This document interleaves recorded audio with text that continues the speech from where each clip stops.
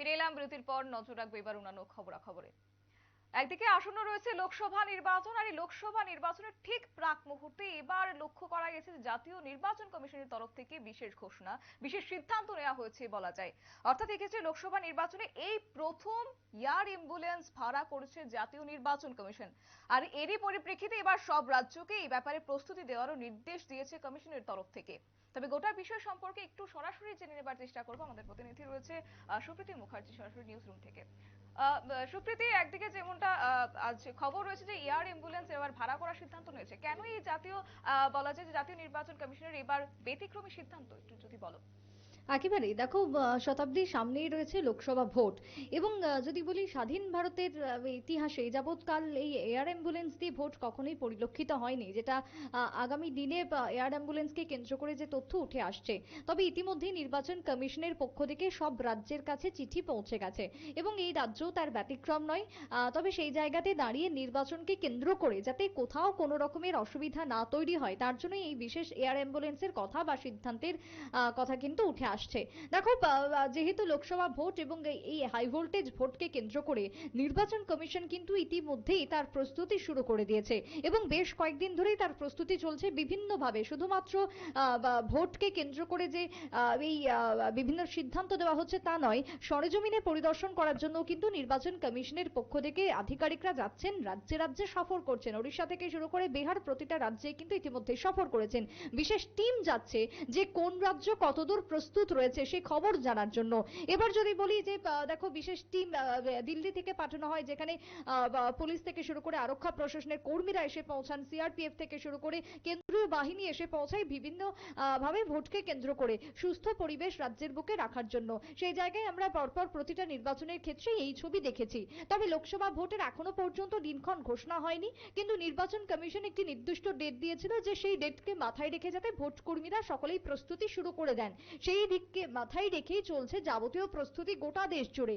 এবার আসি এয়ার অ্যাম্বুলেন্সের যে কথা উঠে আসছে।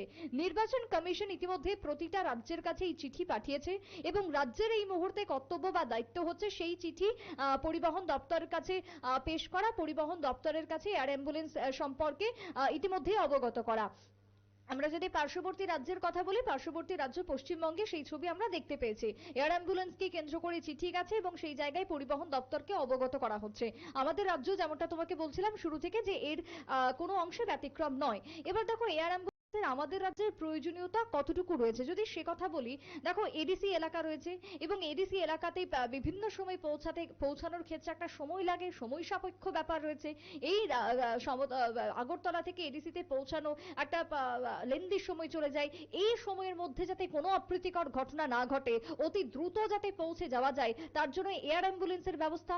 এবং যেহেতু প্রত্যেকটা রাজ্যকেই তা মানতে হবে, তা রাখতে হবে, সেই জায়গায় আমাদের রাজ্য আগামী দিনে কতদূর কি করবে সেটা এখন লক্ষণীয়। তবে তার আগে যদি বলি যে নির্বাচনের শুধুমাত্র দিন নয়, ভোটের দিন, রেজাল্টের দিন বা তার আগের পরে বিভিন্ন সময় নির্বাচনী প্রচারকে ঘিরেও একটা রাজনৈতিক দলগুলোর মধ্যে সমস্যা দেখা দেয়, বিভিন্ন সময় রাজনৈতিক প্রতিহিংসা দেখা যায়। সেই জায়গাতে দাঁড়িয়ে যাতে কোনো রকমের পরিস্থিতি খারাপের দিকে না যায়, প্রতিটা রাজ্যের পরিস্থিতি যাতে সুষ্ঠু এবং স্বাভাবিক থাকে ভোটকে কেন্দ্র করে, নির্বাচনকে কেন্দ্র করে, সেই দিকটাই হচ্ছে মূল লক্ষণীয় এই মুহূর্তে নির্বাচন কমিশনের। জানতে চাইবো যে নির্বাচনে কিন্তু হিংসার ঘটনা তা কিন্তু একেবারেই বিরল নয়। তাহলে সেক্ষেত্রে কি বলা যায় একটা নিরাপত্তার বিষয়ে মাথায় রেখে এবার তারা এই এয়ার অ্যাম্বুলেন্সের সিদ্ধান্ত গ্রহণ করেছে, কি বলবে? একেবারে নিরাপত্তাটাই হচ্ছে এই মুহূর্তের একমাত্র লক্ষ্য এবং শান্তি সম্প্রীতি বজায় রাখাই হচ্ছে মূল লক্ষ্য। একদিকে নিরাপত্তা, অন্যদিকে শান্তি সম্প্রীতি বজায় রাখার জন্য এয়ার অ্যাম্বুলেন্স ভাড়া করতেই হবে প্রতিটা রাজ্যকে। সেই চিঠি ইতিমধ্যেই বলা হয়েছে নির্বাচন কমিশনের পক্ষ থেকে। ইতিমধ্যে তুমি দেখবে যে নির্বাচন কমিশন বর্তমান সময়ে এই লোকসভা 24-এর ভোটকে কেন্দ্র করে যা যা পদক্ষেপ নিচ্ছে তা কিন্তু একেবারে আমাদের কাছে সবটাই নতুনত্ব। কারণ এর আগে কখনোই দেখা যায়নি ভোটে এয়ার অ্যাম্বুলেন্সের ব্যবহার হতে, কিন্তু সেই ভোটে এবারই যেটা তোমাকে বলছিলাম, ভারতবর্ষের যে ইতিহাস, সেই ইতিহাসে কিন্তু এবারে একেবারে প্রথম। আমরা কয়েকদিন আগে নিউজ ভ্যানগার্ড সর্বপ্রথম উত্তর পূর্বের এই খবর দেখিয়েছিল এই চ্যানেলের মধ্য দিয়ে, যেখানে এই নির্বাচনে এবারই প্রথম সিবিআই কে পর্যন্ত ব্যবহার করতে চলেছে নির্বাচন কমিশন। কিসে না, নেশা। সেই জায়গাতে দাঁড়িয়ে বিভিন্ন ক্ষেত্রে নেশার যে সাম্রাজ্য, ড্রাগসের যে ব্যবহার, ব্যবহার সেটাকে কমানোর জন্য সিবিআইয়ের উপর বিশেষভাবে দায়িত্ব দিয়েছে নির্বাচন কমিশন, যেটা কিন্তু এর আগে কখনোই আমরা দেখিনি। অর্থাৎ সবটাই কিন্তু আমরা এই ভোটকে কেন্দ্র করে দেখতে পাচ্ছি এবং এই ভোটকে কেন্দ্র করে এই যে নতুন নতুন বিষয়গুলো উঠে আসছে, যেগুলো চিঠি দেওয়া হচ্ছে নির্বাচন কমিশনের পক্ষ থেকে, সেই চিঠির মধ্যেই কিন্তু এবার উঠে এসেছে এয়ার অ্যাম্বুলেন্সের কথা এবং এই এয়ার অ্যাম্বুলেন্সকে ভাড়া নিতে হবে প্রতিটা রাজ্যের ক্ষেত্রে, সেই সিদ্ধান্ত বা সেই চিঠি কিন্তু ইতিমধ্যেই পৌঁছে গেছে। তবে আমাদের রাজ্যেরও এই মুহূর্তে আমরা যোগাযোগ করেছিলাম যে কতদূর তার প্রস্তুতি রয়েছে।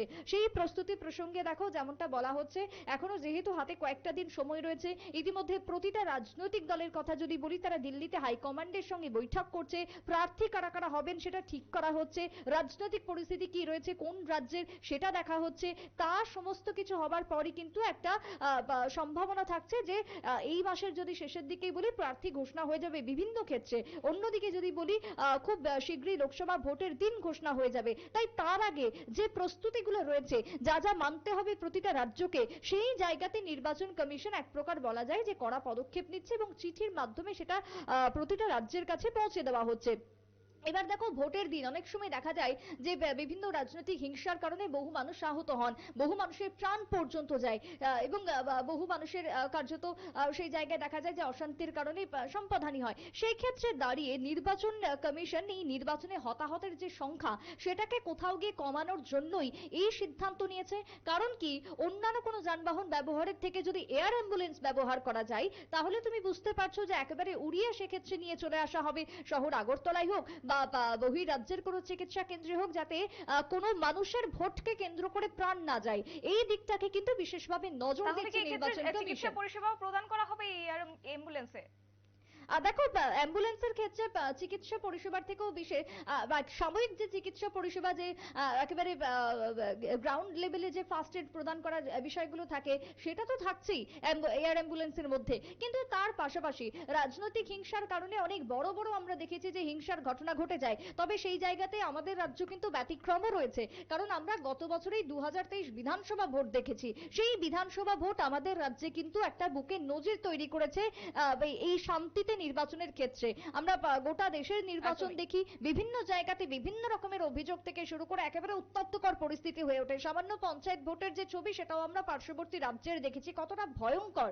কিন্তু সেই জায়গা থেকে ত্রিপুরা রাজ্যের যে অবস্থান, তা অনেকটাই ভালো। কিন্তু তবুও আত্মসন্তুষ্টিতে ভোগার কোনো কারণ নেই।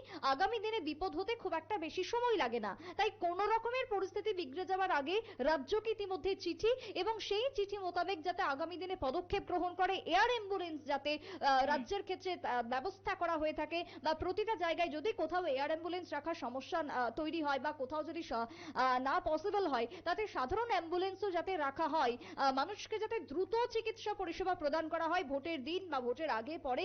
তাই অ্যাম্বুলেন্সের দিকে, চিকিৎসা পরিষেবার দিকে বিশেষভাবে সতর্ক থাকতে বলা হচ্ছে রাজ্যগুলিকে। সেই অনুযায়ী নির্বাচন কমিশনের পক্ষ থেকে প্রতিটা রাজ্যকে এই বিশেষ চিঠি প্রদান করা হয়েছে এবং চিঠিতে এয়ার অ্যাম্বুলেন্সের কথা একেবারে স্পষ্টভাবে উল্লেখ করা হয়েছে।